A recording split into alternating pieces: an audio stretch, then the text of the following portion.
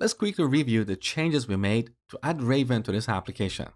On index.js, we added these few lines to configure and initialize Raven. And then in our HTTP service, we added this line to capture an exception and store it on Sentry.io. There are a couple of issues with this implementation.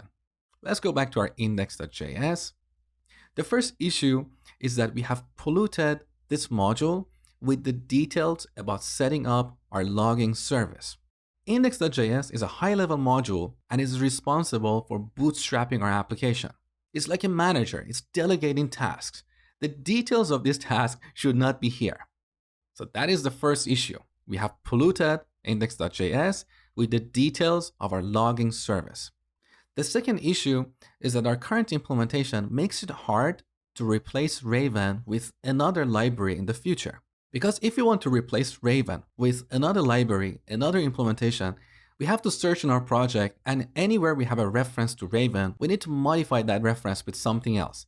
And chances are the other login library we use may not have a method called capture exception. It might have a different method, the parameters might be different. So we have to make several changes across different files to replace Raven with another library. To solve this issue, we need to extract all the logic for working with Raven and put it in a separate module. This way we will have a single place for working with Raven. And if we decide to replace Raven with another library with another login service, there is only a single place we need to modify. Let me show you. So once again, in our services folder, let's add a new file. We call it log service.js. In this file, we need to add two functions. One is init, and the other is log, which takes an error. Now we should get the implementation of these functions from our other modules. So back to index.js, let's grab these few lines, cut them, and put them in our init function.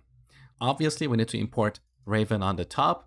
So let's grab the import statement from our index module and put it right here. Now we need to implement our log function. That's pretty easy. So back to our HTTP service, this is how we log using Raven. Let's cut this and put it right here. And finally, we need to export a default object with two methods, init and log. So this is the interface of our logging service. Our logging service has two methods, init and log. These are the methods that we're going to use in our application code. So back to index.js. On the top, we need to import our logging service from services/log service. We could also call this logger. That is a nicer, shorter name. Now here we call logger.init. See what happened here? Our index module is no longer polluted with the details of setting up our logging service. The details are somewhere else inside of this method. That is better. Now back to our HTTP service module. On the top, we no longer need to import Raven. Let's import logger from log service. And then if we have an unexpected error, here we call logger.log and pass this error object.